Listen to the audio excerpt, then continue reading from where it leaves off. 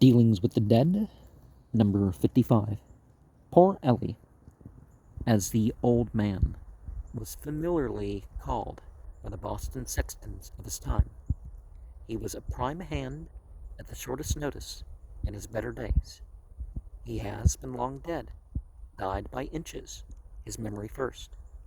For a year or more before his death, he was troubled with some strange hallucinations of rather a professional character among them, an impression that he had committed a terrible sin in putting so many respectable people underground, who had never done him any harm.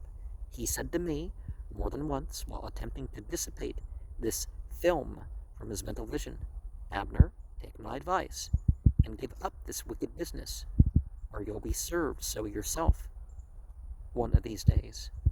I was, upon one occasion, going over one of our farms with the old man, a granary burying ground, and he flew into a terrible passion, because no grave had been dug for old Master Lovell, the father.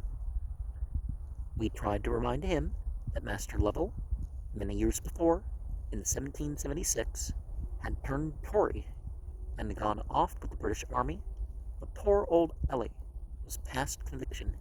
He took his last favorite walk among the graves on Copp's Hill one morning in May. He there met a very worthy man whom he was so fully persuaded he had buried 20 years before, that he hobbled home in the greatest trepidation, took to his bed, and never left it, but to verify his own suggestion that we are all to be finally buried. During his last briefest illness, his mental wanderings were very manifest. Poor man, he would mutter to himself, "I'm sure I buried him, neat grave, very. Estate's been settled, his sons, very fast young men, took possession long ago. Poor weeping widow, married twice since. What a time they'll be. Oh Lord, forgive me, I'll never bury another." He was 82 then, and used to say he longed to die and get among his old friends, for all that he had known were dead and gone. A feeling somewhat akin to this is apt to gather about us and grow stronger as we march farther forward on our way, the numbers of our companions gradually lessening as we go. Our ranks close up, those with whom we stood shoulder to shoulder are cut down by the great leveler, and their places are filled by others as we grow older, and the friends and companions of our earlier days are removed. We have a desire to do the next best thing.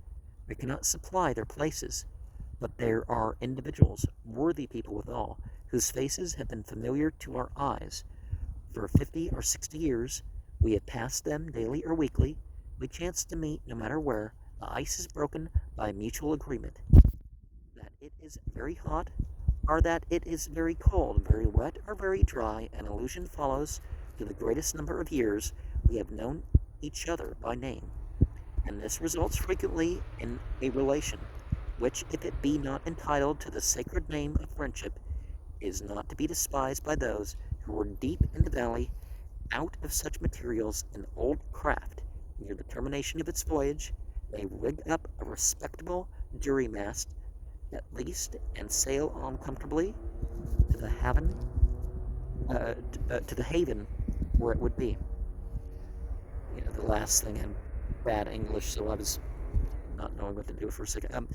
The old standard merchants who transacted business on the Long Wharf, Boston Pier, when I was a boy, are dead. Stelligari, almost every one of them, and if all that I have known and heard of them were fairly told, it would make a very readable volume, highly honorable to many of their number, and calculated to operate as a stimulus upon the profession in every age. One little narrative spreads itself before my memory at this moment, which I received from the only surviving son of the individual to whom It especially refers a merchant very extensively engaged in commerce and located upon the Long Wharf, died February 18th, 1806, at the age of 75, intestate, his eldest son administered upon the estate. This old gentleman used pleasantly to say that for many years he had fed a very large number of Catholics on the shores of the Mediterranean during Lent, referring to his very extensive connection with the fishing business. In his day he was certainly well known, and to the present time it is well remembered by some of the old ones down along the shore, from the Gurnet's Nose to the Race Point. Among his papers, a package of very considerable size was found after his death, carefully tied up and labeled as follows: Notes, duck bills, and accounts against sundry persons down along shore. Some of these may be got by suit or severe dunning, but the people are poor. Most of them have had fisherman's luck. My children will do as they think best. Perhaps they will think with me that it is best to burn this package entire. About a month, said my informant, after our father died, the sons met together, and after some general remarks, our elder brother, the administrator, produced this package, of whose existence we were already apprised, read the superscription, and asked what course should be taken in regard to it. Another brother, a few years younger than the eldest, a man of strong impulse, of temperament, unable at the moment to express his feeling by words, when he brushed the tears from his eyes with one hand, by a spasmodic jerk of the other towards the fireplace, indicated his wish to have the package put into the flames.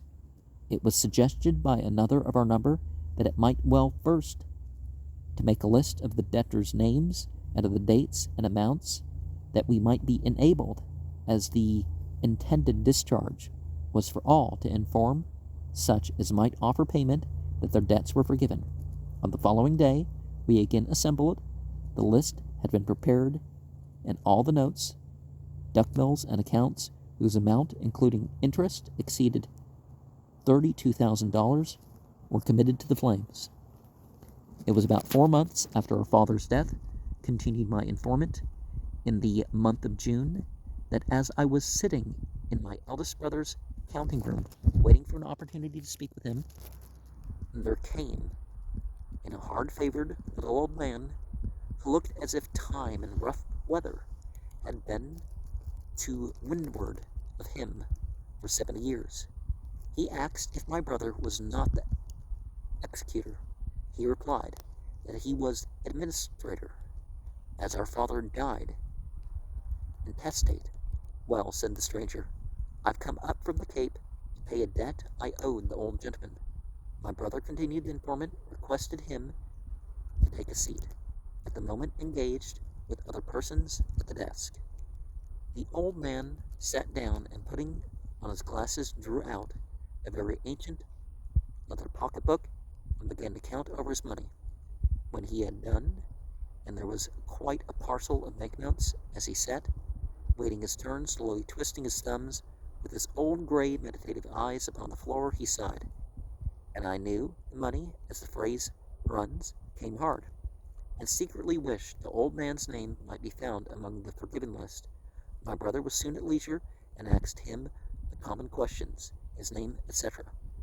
The original debt was $440. It had stood a long time, and with the interest amounted to a sum between $700 and $800. My brother went to his desk, and after examining the forgiven list attentively, a sudden smile lighted up his countenance and told me the truth. At a glance, the old man's name was there. My brother quietly took a chair by his side, and a conversation ensued between them, which I never shall forget. Your note is outlawed, said my brother. It was dated 12 years ago, payable in 2 years. There is no witness, and no interest has ever been paid. You are not bound to pay this note. We cannot recover the amount. Sir, said the old man, I wish to pay it. It is the only heavy debt I have in the world. It may be outlawed here, but I have no child and my old woman, and I hope we have made our peace with God and wish to do so with man. I should like to pay it. And he laid his banknotes before my brother, requesting him to count them over. I cannot take this money, said my brother. The old man became alarmed. I have cast simple interest for 12 years, and a little over, said the old man. I will pay you compound interest if you say so.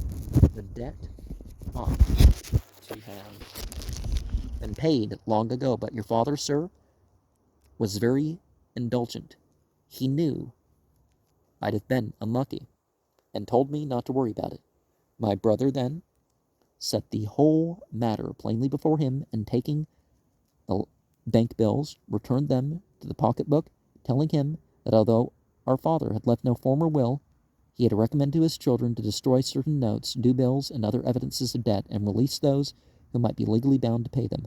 For a moment, the worthy old man appeared to be stupefied. After he had collected himself and wiped a few tears from his eyes, he stated that from the time he had heard of her father's death, he had raked and scraped and pinched and spared to get the money together for the payment of this debt. About 10 days ago, said he, I had made up the sum within $20. My wife knew how much the payment of this debt lay upon my spirits, and advised me to sell a cow and make up the difference and get the heavy burden off my spirits. I did so, and now what will my old woman say? I must get back to the Cape and tell her this good news. She'll probably say, over the very words she said when she put her hand on my shoulder as we parted, I have never yet seen the righteous man forsaken, nor his seed begging bread. After a hearty shake of the hand and a blessing upon her old father's memory, he went upon his way rejoicing. After a short silence, taking his pencil and making a cast, there, said my brother, your part of the amount would be so much. Contrive a plan to convey to me your share of the pleasure derived from this operation, and the money is at your service. Such is the simple tale which I have told, as it was told to me.